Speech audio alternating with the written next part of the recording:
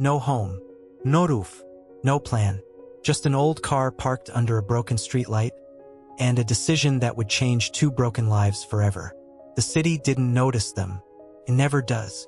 Neon lights flickered, traffic hissed past, and the night swallowed stories that didn't fit into comfort.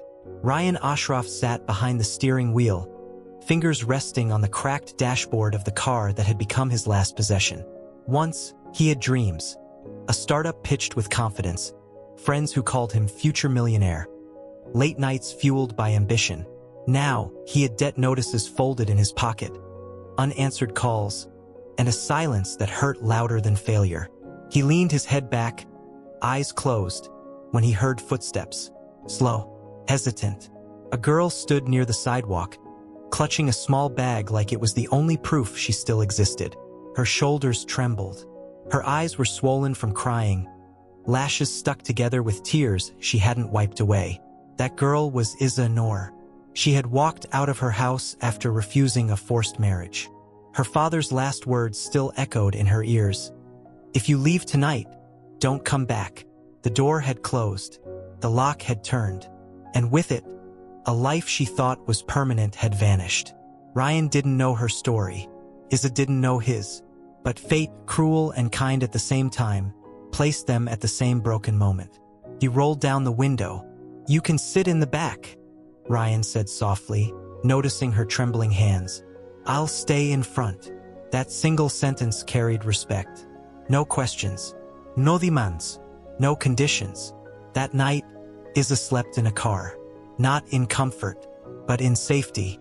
The engine ticked as it cooled. Streetlight shadows moved across the windshield. And somewhere between fear and exhaustion, Izza finally slept, her bag hugged to her chest, the faint rhythm of Rayan's breathing anchoring her to the moment. Neither of them knew this night would become the beginning of a love that would test patience, dignity, jealousy, faith, and forever. Curiosity question. How do two strangers, with nothing but fear and hope, build a life when the world gives them nothing? Days turned into nights. The car became routine. Morning light crept through the windshield. Evening swallowed the city again. They learned each other's silences before learning names. The way Rayan stared too long at shop windows he couldn't afford. The way Izza pressed her lips together when memories threatened to break her. Rayan worked odd jobs during the day, unloading trucks until his arms burned, washing cars under harsh sun, delivering parcels with tired smiles. Izza waited, sometimes reading borrowed books, sometimes staring at the sky through the windshield, mapping clouds into promises. They shared cheap fries at midnight, passing the paper bag back and forth. They shared stories carefully. Rayan spoke about his failed business, the wrong partners, the risks that didn't pay off. Izza spoke about her strict home, her dreams of teaching children, of classrooms filled with chalk dust and laughter. Cold nights forced closeness. One night, rain poured violently, drumming against metal like 1,000 questions. Izza shivered. Without a word, Rayan slipped out of the car, pulled his jacket tighter, and wrapped it around her shoulders. The fabric carried his warmth. Their fingers brushed. Something shifted. Heartbeats grew louder. Izza leaned closer, her breath warm against his neck.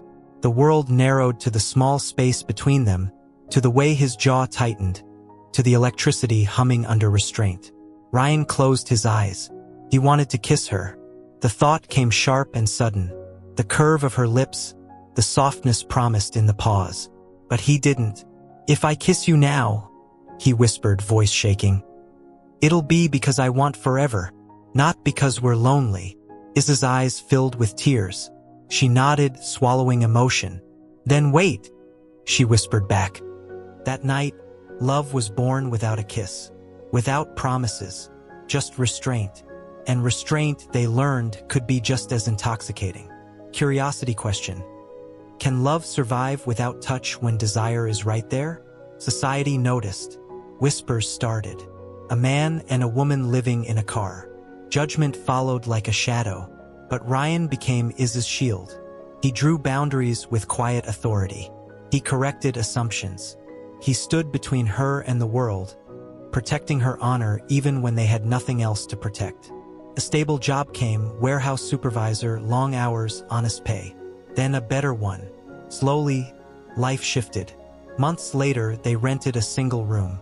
Cracked walls, a thin mattress on the floor, a single bulb that flickered like hope learning to breathe. Izza cried, stepping inside. "This feels like heaven," she whispered.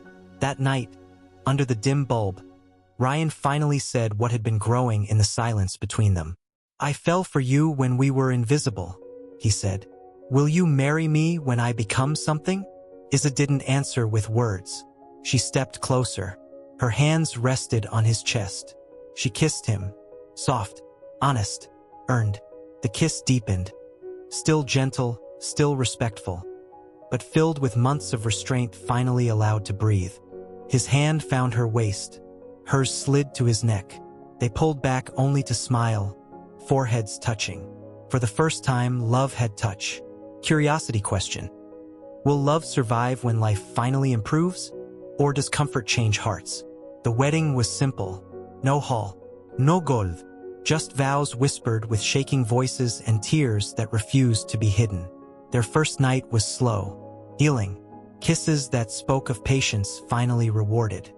His lips traced promises. Hers answered with trust. Arms wrapped not to claim but to protect. The world outside faded as they learned each other with reverence. Pauses, breaths, laughter in between. After marriage, love intensified. Rayan became quietly possessive, not controlling, protective. When eyes lingered on Izza in public, his arm wrapped around her waist. A silent message. When jealousy flickered, he leaned closer, whispering reassurance, grounding desire in devotion. "You're mine," he whispered once, not as ownership, but as promise. Izza smiled. "I chose you." Honeymoon nights were not luxury hotels, but long walks, shared tea, and kisses stolen under streetlights that once watched them sleep in a car. Desire grew bolder, but never careless. Hands confident, mouths sure. Love expressed with tenderness and fire balanced. Jealousy never became anger. It became reassurance. Curiosity question. Can possessive love stay pure without turning toxic? Years passed. A house replaced the car. Stability replaced fear. But the old car stayed, parked outside. A reminder. Some nights, they sat inside it again, laughing at how everything began. Izza rested her head on Rayan's chest, fingers tracing familiar lines. "We started with nothing," she whispered. Rayan kissed her forehead. "And we built everything." They kissed, unhurried, knowing, full of shared history. Love, now seasoned by time, felt deeper than ever. Glowing star, final motivation and lesson. Love doesn't begin with comfort. It begins with character. If someone respects you when they have nothing, they'll cherish you when they have everything. Some love stories start in luxury. The strongest ones start in struggle. Sparkles and sparkles.